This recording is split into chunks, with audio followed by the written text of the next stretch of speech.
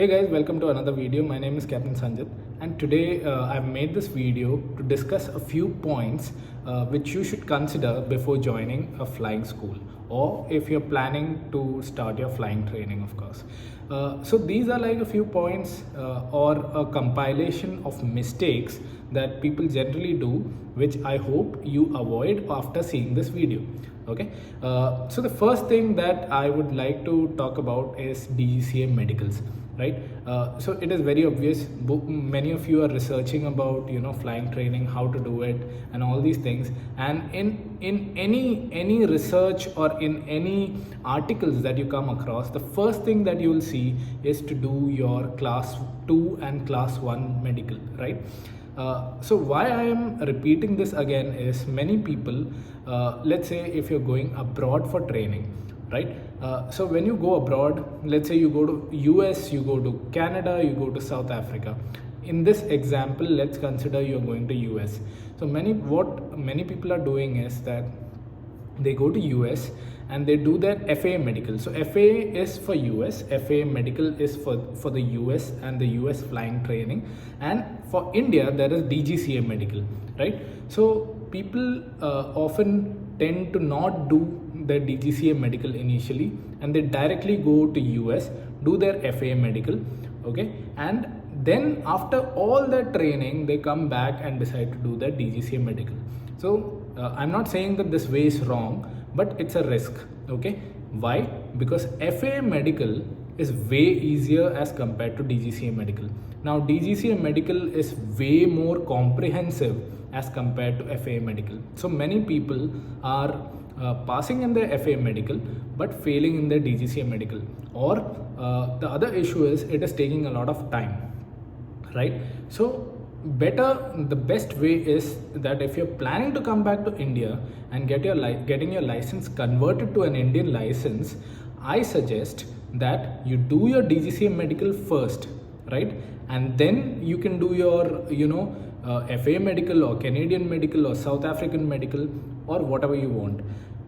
If you pass your DGCA medical, be rest assured that you'll pass any medical in the world, because it is that comprehensive. So class 2, class 1, and then only think about anything else, even if it is like a meager orientation session where you have to pay money. Why waste money if you're not medically fit, right? So do your DGCA medical first. That is my first advice to anybody who is planning to start your flying training. Now let's come to point number 2. Point number 2 is your DGCA exams. Okay, so I generally suggest before you start your flying training, you give all your DGCA exams, right? That is because once you finish your flying training, okay, let's say all your 200 hours are complete in case of airplanes, or let's say 150 hours are complete in case of helicopters. Now if you think about clearing your DGCA exams after all this flying is over, what happens is there's only a gap of 6 months. So when you're submitting an application at DGCA, there are few hours, let's say 15 hours of PIC and all these things needed within the last 6 months of submission of the form. So these hours get lapsed and you will have to fly again.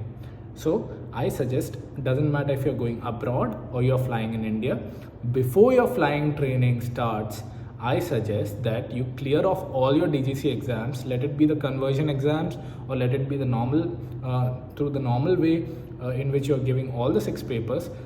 I suggest, inclusive of RTR of course, I suggest all the exams should be given before you consider starting your flying training, so that you're tension free, right?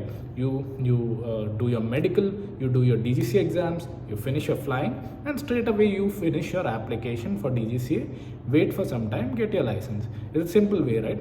But if you don't do this, and if within the next 6 months of your last flight after 200 hours, if you're not able to clear these exams, you will have to fly more and you will be wasting more money, right? The third thing that I've written down here is verification of 10th and 12th mark sheet. So many people actually tend to oversee this. So one of the biggest things people get stuck in is such a meager thing, right? 10th and 12th mark sheet verification. Even if you have done a diploma, your mark sheet has to be verified. So again, I want to remind you, you've done your medicals, you've done your DGCA exams, you've done your flying, and now it is time to submit all your documents, right? So at this point of time, why get stuck with a small thing? So before you start your flying training, before at the time of your medicals, in your initial phases itself, if you have passed your 12th, I suggest you apply for your verification of 10th and 12th mark sheet, so that by the time it takes 1 or 2 months time of processing time for you to get the verified mark sheet. So I suggest that you do it in your initial phases, like you're giving your medical or your DGC exams at that point of time. Do all this paperwork and finish it off, so that in the end, when you're about to submit your license, you are tension free, right? Now the fourth thing I want to talk about is research. Of course, I've been very I've been emphasizing this on Instagram again and again, that your research should be amazing. So just keep reading about it, keep talking to people about it, research about your flying school. That is one of the major things. What is their fees? How much time do they take? So in some cases what happens is flying schools give a very cheap quote, like let's say Trivandrum Flying Club. So in many cases they gave a very cheap quote as compared to other flying schools, right? So many students fell into that trap, but these students didn't see that how much time do they take. So there are many students who have been there for, let's say, 2 years, and they've not even flown for 4 hours. So I'm not saying that the students did anything wrong, but what they could have done is they could have researched well. They could have spoken to other students, they could have spoken to the seniors, they could have spoken to the faculty, they could have even researched on the internet as well. There's everything on the internet these days, right? So they could have really spoken to everybody about how the school is doing, if there are any hidden charges, etc., and then only taken a call. So research is everything. Research about everything. Every aspect of the flying school has to be researched, because every wrong steps in aviation will cost you money. The next thing I want to talk about, send a mail if you're going abroad. So if you there's a very informal thing, all right. It's not a procedure. If you're going abroad for flying training, if you've chosen any flying school, I suggest you send a small email to DGCA in a very formal way, of course, to the Directorate of Training of DGCA, and you tell them that you're going to this school, and you just keep them informed, you just keep them in the loop, so that when you come back, and of course if they have any objections, they will respond. The DGCA today responds, they are responding these days. It's not like before.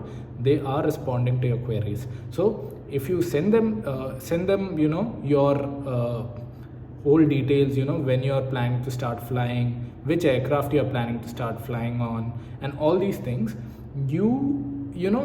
it's like insurance, right? So you keep them in the loop. And many students who are going these days are not doing it as well. Many of them are not facing any issues, but I suggest you send the training department of DGCA a mail. All the email IDs are there on the DGCA website, right? So I suggest you send them a mail before you go for training abroad. Now be aware of the hour requirements and the exact breakup of 200 hours. This is the next point. Okay, so you know that you have to fly for 200 hours if you are planning to become an airplane pilot, and you have to fly for 150 hours if you have to become a helicopter pilot. But what happens is there's a whole syllabus prescribed by DGCA regarding how many cross-country hours you need to fly, how many night hours you need to fly, instrument hours you need to fly. So many people tend to mess up when it comes to this, and at the end, when they come and submit the documents at DGCA rejects it, and you have to go again, fly more, spend more money. So this is all, I think, lack of research that is leading to this. So again, I come back to the same old concept of research. So research well, ask your seniors, ask whoever is there in the field, ask your friends who have finished their flying training. You have to network well, you have to ask around, research well before you jump into flying training. Okay, do not be impatient, research well. Okay, and the last thing I want to say is in flying training, it's a very expensive thing, of course, and I know that you are already spending a lot of money. There's a lot of stress on you, but I would still say you should keep, if the flying school is telling you that with accommodation and everything they're going to charge 40 lakhs, you should keep in mind that it will never get over in 40 lakhs. So you should have 4 to 5 lakhs as a reserve, so that you can if there is any contingencies, it's like a contingency plan, right? 4 to 5 lakhs, I know it's a huge amount, but if you look at the whole picture, you're spending close to 50 to 60 lakhs, right, on your overall training. So always have some money as reserve, so that you're not stuck in between your training. Okay, so these were my informal way of giving you an advice of what not to do, and as well as what to do before your flying training. So if you have any questions, you feel free to ask.